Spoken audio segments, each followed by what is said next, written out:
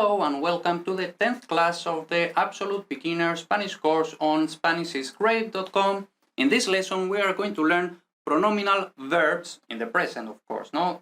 Because that's the only tense that we know so far.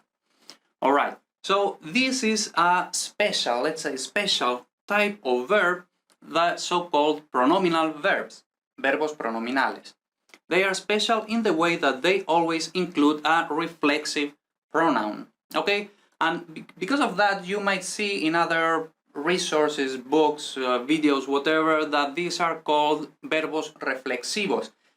It's not exact, okay? So I prefer to call them pronominal verbs. It is true that these pronominal verbs use a reflexive pronoun, but there is like some differences which make pronominal verbs and reflexive verb different things, okay? And I don't want to mix, okay? So let's stick to this to these names, let's say, no, these names, pronominal verbs which have reflexive pronouns, okay?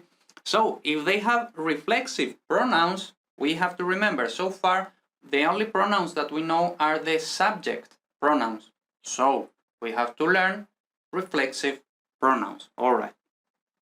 And these reflexive pronouns, we have to learn also how they work together with pronominal verbs, both in the infinitive and in the present tense. All right, so let's start with reflexive pronouns.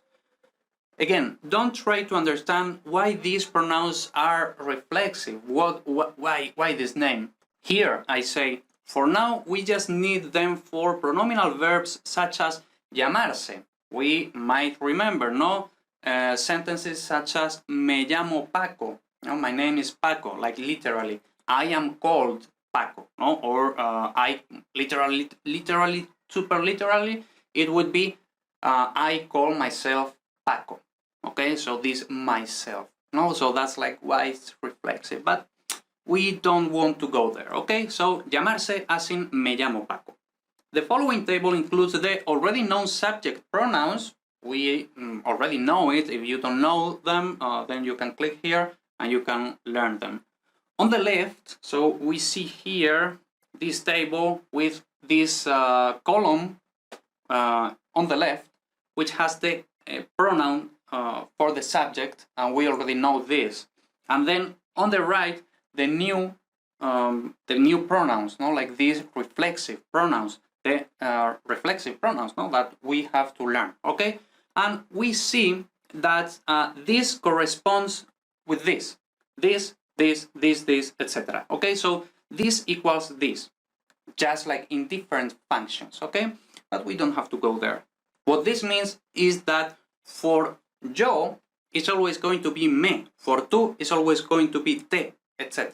Okay, so then we see me, te, se. Then we have nos, so from nosotros it makes a lot of sense that it's nos, no? Then vosotros, we don't have vos, we have os, okay? So we lose the V. And then for ellos, ellas, ustedes, we have se, again, se, okay? So notice that the third person, both singular and plural, is se, okay? Se, se. And then also notice that nosotros is nos, quite logical, but vosotros is os, not vos, okay? All right, so we just have to learn this. Quite easy, I would say. Now, once we know these reflexive pronouns, we can study how it works together with the verb in the present tense, okay? To form a pronominal verb, okay? The order of the pronoun and the verb is important. Okay, it's very important because you cannot just use them in whatever order you want. You have to use, as you can see here, first the pronoun and then the verb. Okay? Okay, as you can see, llamarse is the infinitive. We mentioned that when we were studying infinitives and the present tense. Okay, so llamarse is made from the infinitive llamar and the reflexive pronoun se. So we see that for the infinitive we use se. Okay, so llamar plus se, llamarse. I mean, llamar plus se, llamarse. All written in the same word. only one word, no? Llamarse. However, so I mean, this is easy, no? Llamarse. However, the present tense is formed in another way. Let's go a bit here.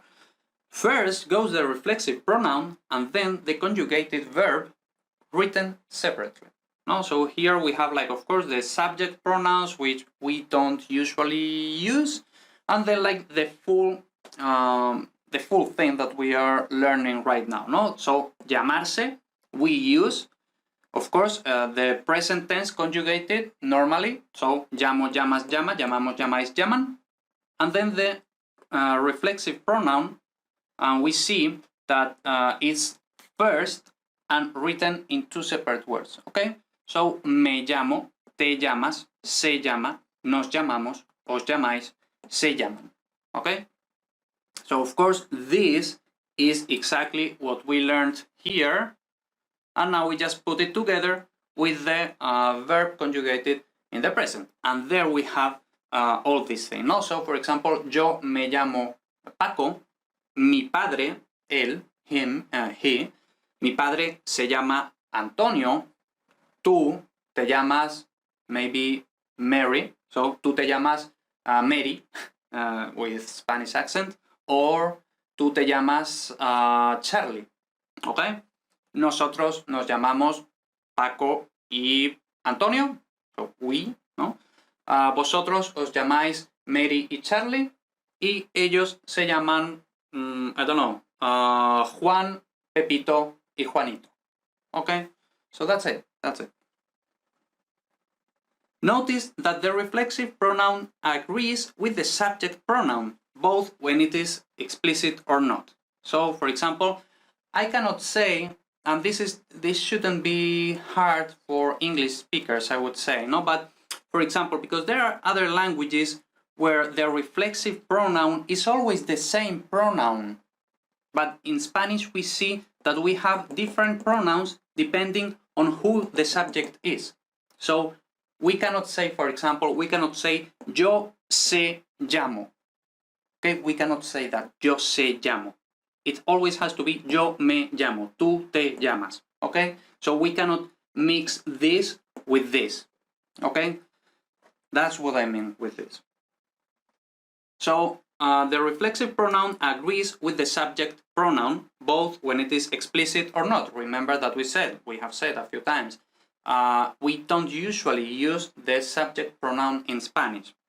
So that's like when it is not explicit, but when it is explicit is because we mention the subject, no?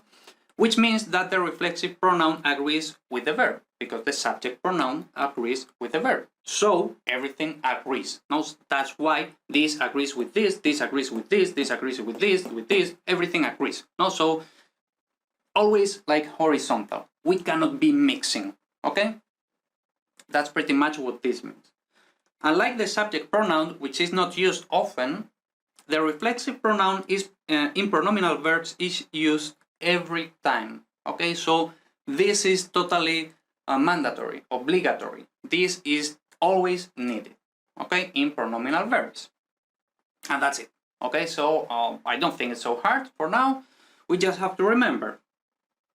These are the reflexive pronouns, me, te, se, nos, os, se. Remember, se, exactly the same. Remember, os, not vos. That's it, no? And then, like, we just put it together like this. First the pronoun, and second the verb in the present. And that's it. See you in the next class.